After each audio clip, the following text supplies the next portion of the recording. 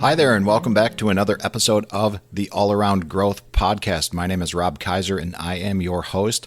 Today is Tuesday, August 13th, 2024, and this is Season 5, Episode 13, titled Lessons from the Storm, Preparedness and Community Support. Now, in this episode, we will reflect on the powerful storms that hit Northeast Ohio on August 6th, 2024, 1 week ago today. Storms that left many people without power and underscored the importance of being prepared. Now, hosting unexpected but welcome house guests for a week gave us real-world lessons on the value of having a generator, especially when freezers full of meat are at stake. We will dive into reports from Cleveland 19 News and the National Weather Service to provide context on how bad the storms actually were. We're going to discuss how community support plays a crucial role during such times. And also, we've got a quick note for our Patreon subscribers in that we have or will have a group video call, the first of such that we've ever had. We're going to have that scheduled today, so stay tuned for details in the Telegram chat at t.me/allaroundgrowth. And if you're not yet a part of our community, then we would encourage you to join us there as well at t.me/allaroundgrowth. So let's take a look at some of the bullet points that we're going to cover today. We're going to talk about the storm impact, power outages, unexpected house guests, the importance of preparedness, community support, and then, like I said, the announcement of the video call that's coming up. So, on August 6th, last Tuesday, we were hit by a series of powerful storms that knocked out power to not just thousands of homes, but hundreds of thousands of customers. So what I want to do today is kind of share my personal experience of what that week was like, what the last week was like, how we ended up with some unexpected, but like I said, welcome house guests, and just everything that I talked about in the beginning of how crucial it is. This was a very, very stark, for lack of a better term, reminder of how crucial it is to be prepared for anything, and really what it looks like when you don't have, how quickly you can lose power, and what it looks like when you don't have power. So we're going to talk about the steps that you can take to protect your home, your family, your food, and what community looks like. You know, how we were able to help each other out. Share some stories about how we got through this, and again, at the end, we'll talk about that video call. So, what were the storms like? All right, so on August 7th, the day after the storms, Cleveland 19 wrote an article titled Aftermath. Northeast Ohio gets smacked by biggest storms in years. And I'll link to this in the show notes because there are some photos, some videos of it. But according to Cleveland 19 News meteorologist Jeff Tanchak, it's been since Superstorm Sandy in 2012 that severe weather has impacted this much of Northeast Ohio. The severe line of storms rolled to parts of Avon and Avon Lake around 3:30 p.m. on Tuesday afternoon, and from there they started producing hurricane-force winds at more than 70 miles per hour. The National Weather Service is working to confirm just how many tornadoes hit, but at least one is confirmed so far in Parma and a possible second in Garfield Heights. According to First Energy, at its peak, there were 470,000 homes, apartments, and businesses without power on Tuesday night. Cleveland Public Power is reporting their highest number with 34,000 customers without power. First Energy is reporting it could be multiple days before power is restored, and Cleveland Public Power expects to have everyone back on by the weekend. Now, that was an article from cleveland19.com. They wrote that the National Weather Service is working to confirm just how many tornadoes hit. So let's take a look at an article from the National Weather Service, the National Oceanic and Atmospheric Administration. This was an article, I'm not exactly sure when this was posted, but it's got some radar imagery from the storms and the overview of the article, which details out the 4 different tornadoes and the one macro burst that was documented. The overview reads as follows. A surface low-pressure system from the Midwest moved east across the area on Tuesday, August 6, 2024, along a stationary boundary that was draped across the region for the majority of the day. Surface features were supported by an upper-level shortwave trough moving southeast across the region, in addition to being underneath the right entrance region of the upper-level jet and vorticity maximum. MUCAPE values across the area approached 3,000 J. I don't even know what these metrics mean, with shear values of 30 to 40 knots as the low-level jet pushed north across the area. Strong updrafts were evident, with ample moisture of dew points in the 70s and 0 to 1 kilometer storm relative helicity values exceeding 100, again, another metric I'm uncertain of, in addition to steep low-level lapse rates. Photographs supported supercell and tornadic potential near the boundary owing to the multiple tornadoes, macrobursts, and strong bowing segments observed during the event. 5 EF1 tornadoes and widespread straight-line wind damage occurred across northeast Ohio. Over 400,000 residents were left without power, the most significant number since the July 1993 storms. Cuyahoga, Lake, and Geauga counties were hit especially hard, with over half of residents experiencing power outages. A state of emergency was declared for Ashtabula, Cuyahoga, Geauga, Lake, Portage, Summit, and Trumbull counties. Now, tornadoes occurred in Avon and Rocky River, Ohio, which is Lorain and Cuyahoga counties, at approximately 3:41 to 3:56 p.m. There are summaries on each particular tornado that I'm going to talk about. And again, you can read about these in the article itself in the show notes. But that was an EF1 tornado with estimated peak winds reaching 110 miles an hour with a path of 11.9 miles. There was a tornado in Bay Village, Ohio, my hometown where I grew up. That's in Cuyahoga County, and that was at 3:54, 3:56. Another EF1 tornado, estimated peak winds 110 miles an hour with a path of 1.75 miles, just a little shorty.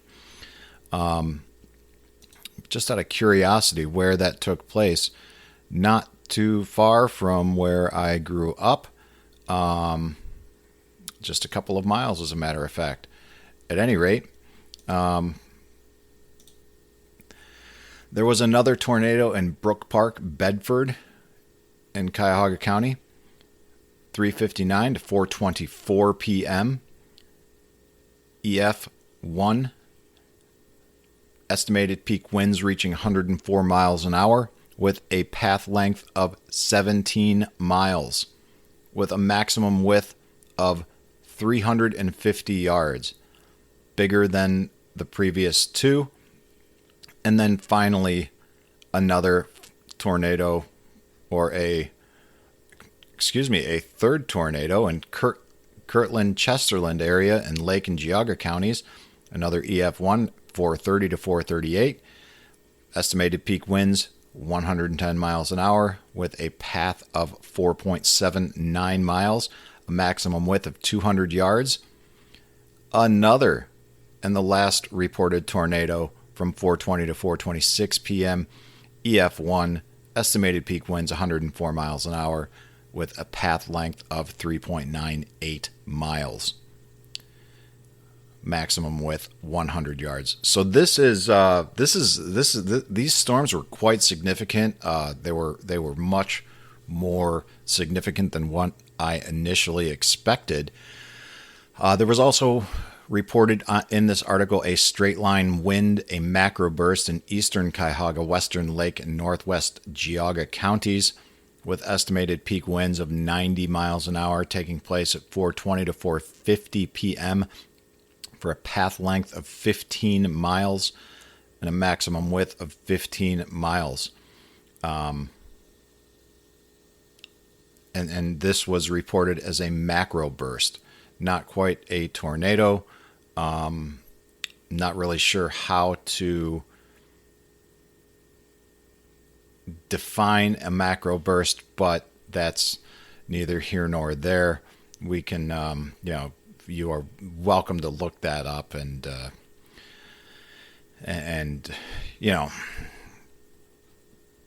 read about that elsewhere. But the scale of tornadoes, these were all considered EF1s, and that is the enhanced Fujita scale, which classifies tornadoes into the following categories.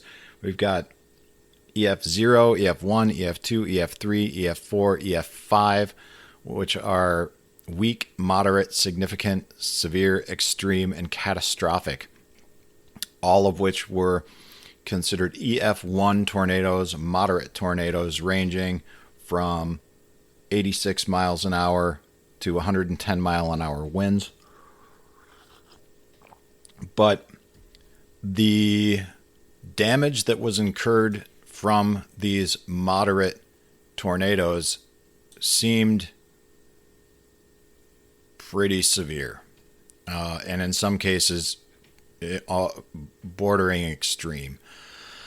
The reason why I say that is Tuesday night, and down here we are south. We are directly south of where some of these tornadoes took place.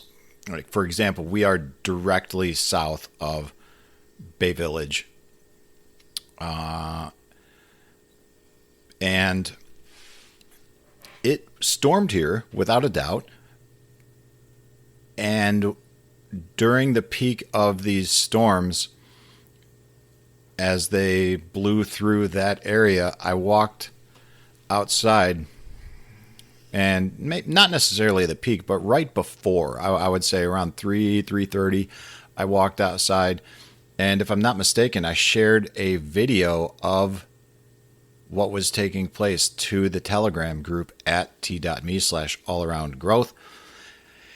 And it was very bizarre. You could see gray all around with patches of blue sky, and the winds were so significant that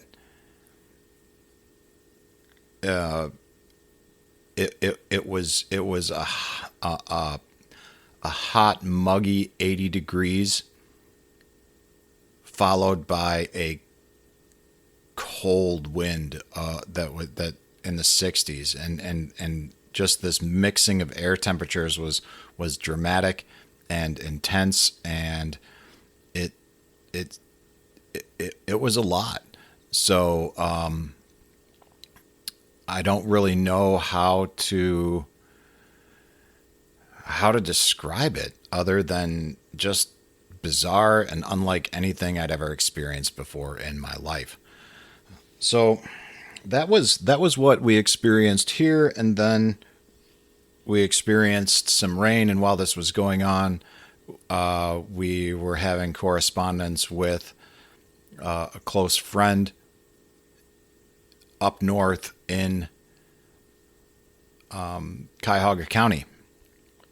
And as the storms progressed, as the night progressed, power was out. And because of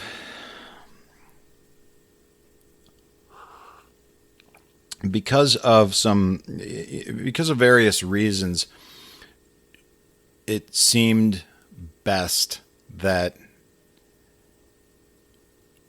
she decided it seemed best that she left her home and stayed with us. The offer was there to stay with us, and the offer was taken advantage of.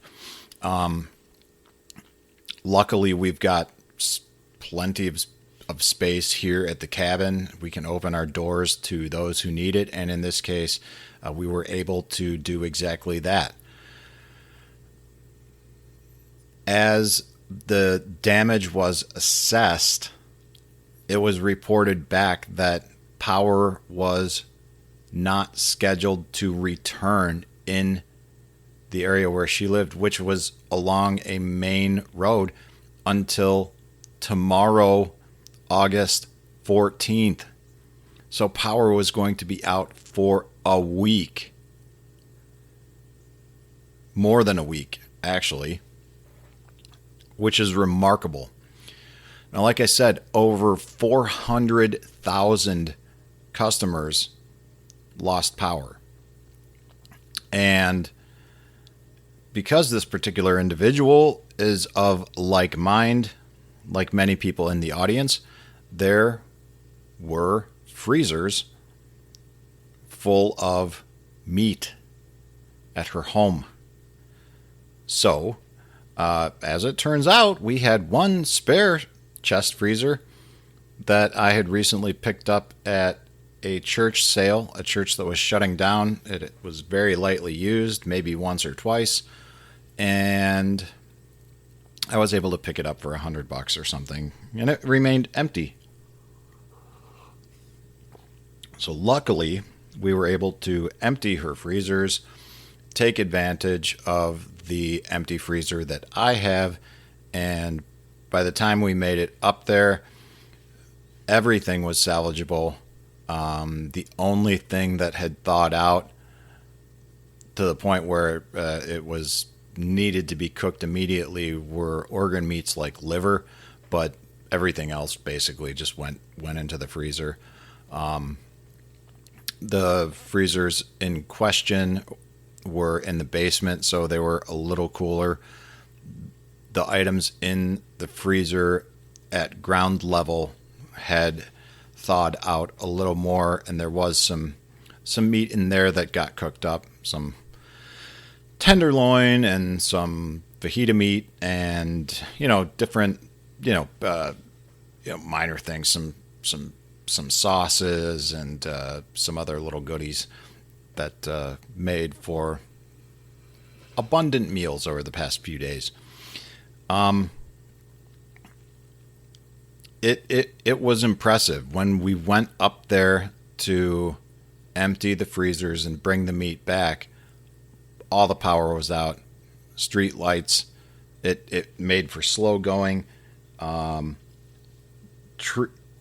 Trees looked like they had been just twisted it like toothpicks.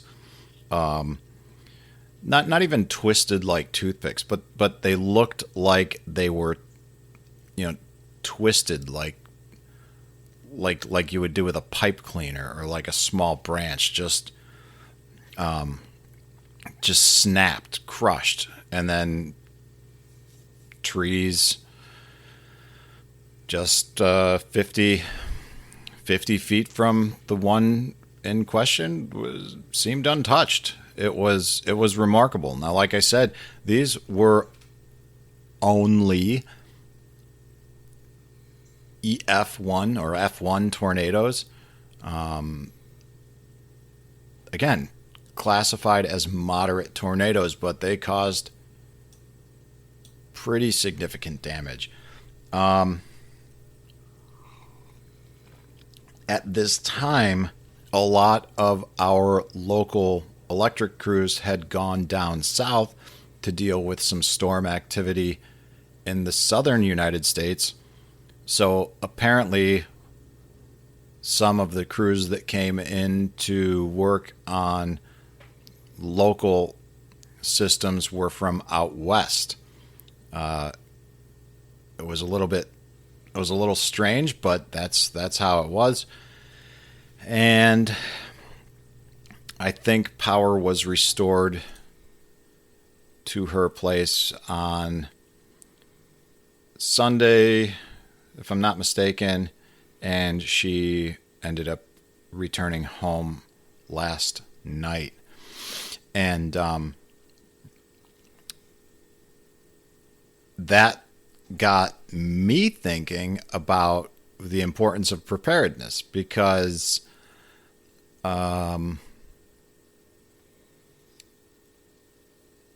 okay, for example, freezers full of meat were in her home. Yes, it would have been possible to, get the generator up and running and keep the meat there and salvage it, right? But on the other hand, she was not staying there in her own home for a number of different reasons. We have a generator here. So we, like I said, we took the meat, we brought it here, we had the space. Okay, done. No problem. While we have a generator here on the homestead at York Meadow Farm, that generator is actually not here. It's at my brother's, because he lives in one of these areas that was impacted, and they get a little bit more substantial storm damage, and due to their location in a suburb and a side street within the suburb, they are prone to experiencing more outages more often and for a sustained period of time. Whereas here on the homestead, we live on a main road. It's a state highway, as a matter of fact.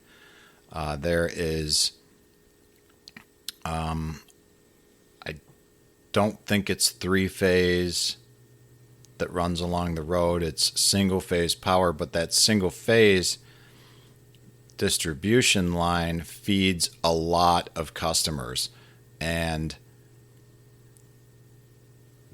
that the power that comes back to our cabin in the barn is fed directly off of that single phase. So if that single phase line goes out or is impacted, it affects hundreds of customers. And the reality is, electric companies plan on and restore power to the quantity of customers who are impacted the most. So because we are on a state highway, and because there are many customers after us, because the way that you kind of look at circuits on the distribution scale is, you've got the substation, which is fed by transmission lines, and then you've got larger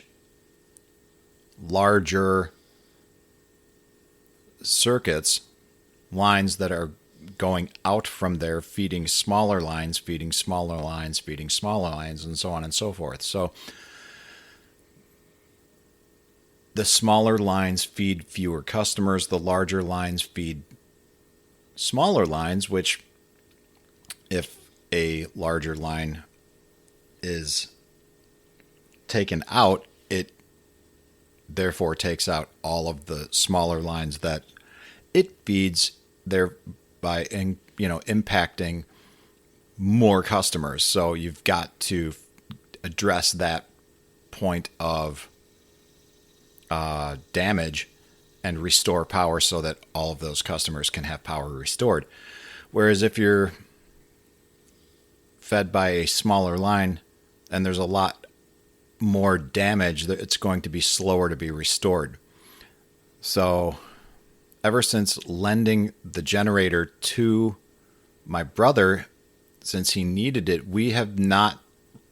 I have not picked it up from him, and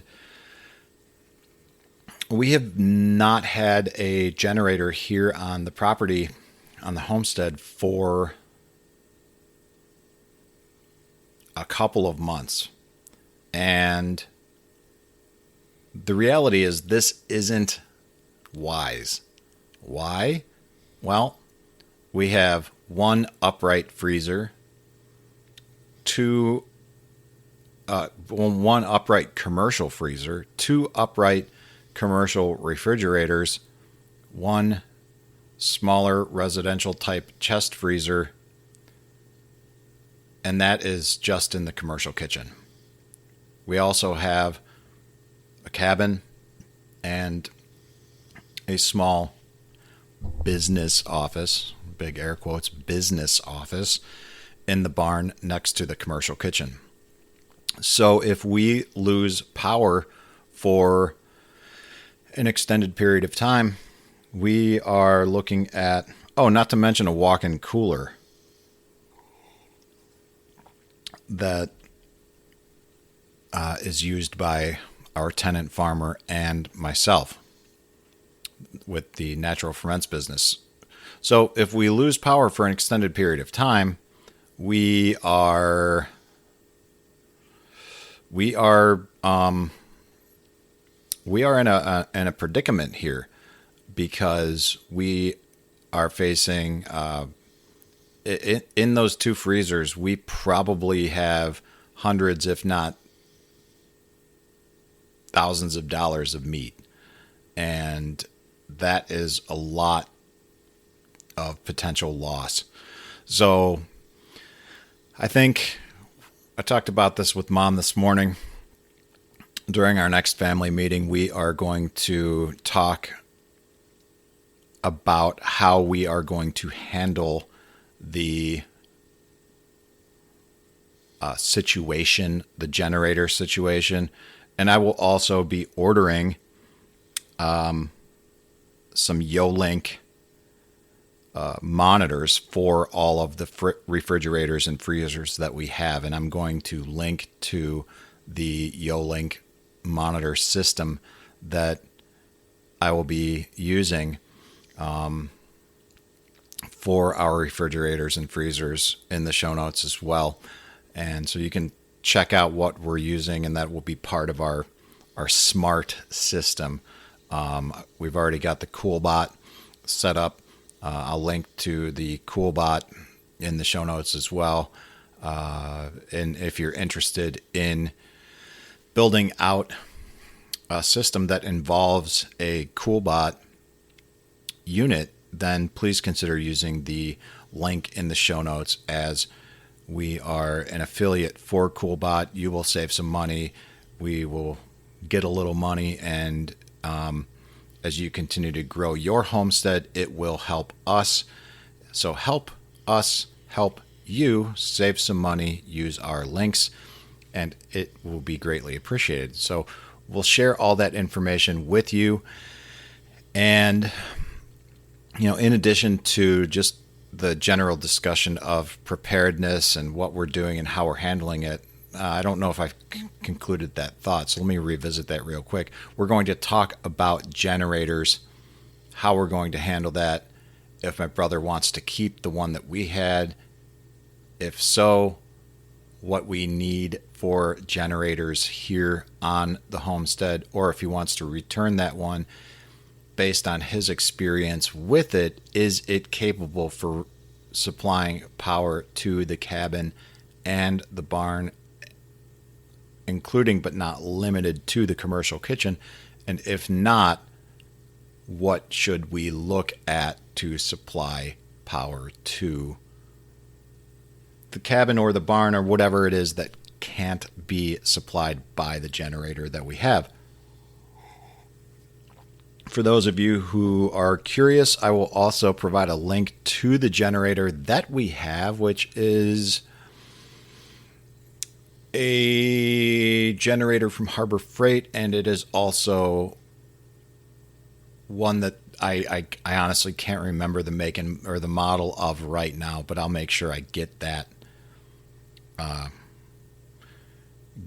so that you can see what we're looking at. And I was able to obtain that from someone here in the local community who upgraded to a Generac system, and they gave that to me barely used for, I think, $300 is what I paid for it. So, you know, it's important to get involved with your community, get to know people in your community, and you know, your community is there for you for reasons like I talked about today, for reasons like that, so you can take advantage of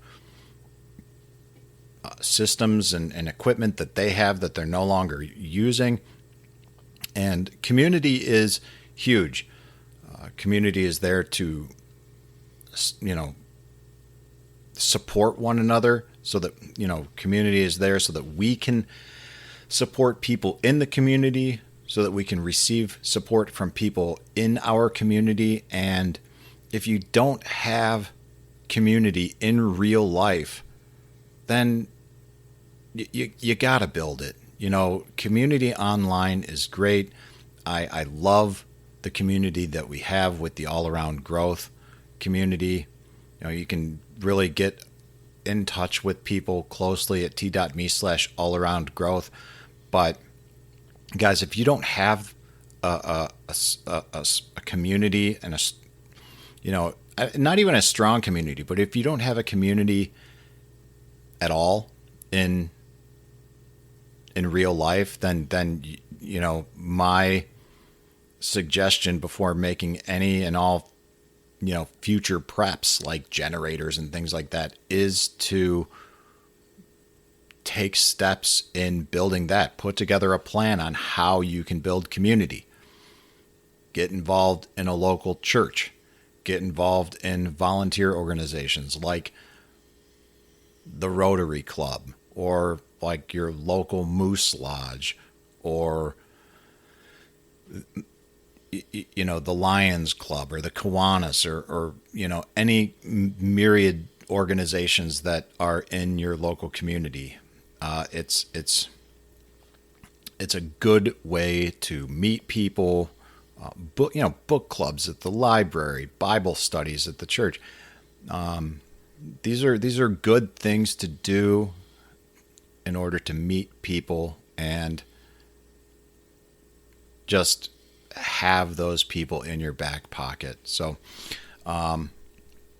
before we wrap up so that's basically it in terms of, you know, the storm impact, the types of storms that we had, the power outages, the unexpected house guests, you know, the importance of preparedness, community support, and that's about it. But before we wrap up today's episode, guys, I want to remind all of our Patreon supporters that we will actually and finally have a group video call scheduled.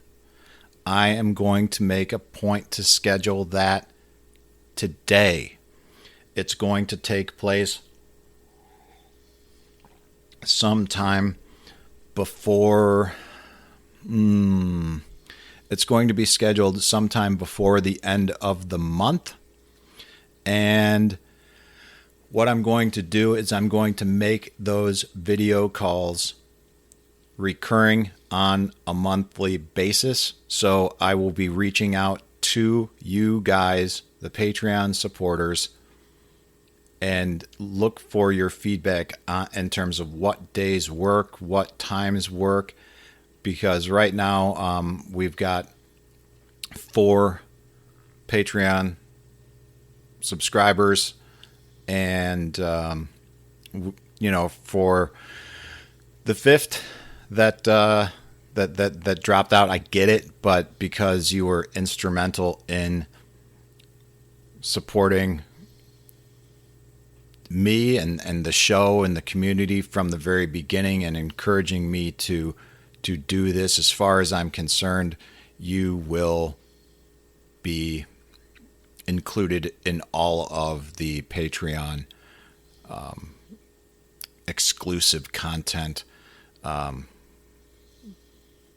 forever, because I respect you and I respect what and how you supported me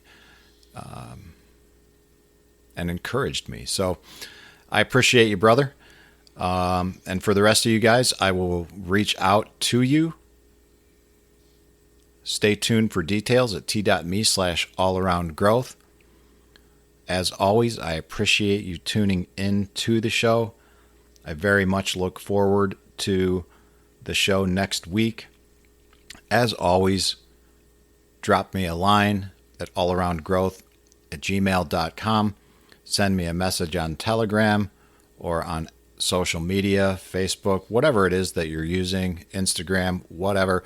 Let me know what you'd like to hear in future episodes, and I would happily be glad to talk about it. I love taking your suggestions and then turning them into a podcast episode. The interaction with you guys is without a doubt the most fun that I have, and I'm hopeful that it provides the most value to you. So again, stay tuned for the group video call. This is going to help get us situated for future interviews with other people. And that's that, guys. So I hope you have a great day today. I hope you have a great week ahead. This is Rob Kaiser. Thank you, and God bless.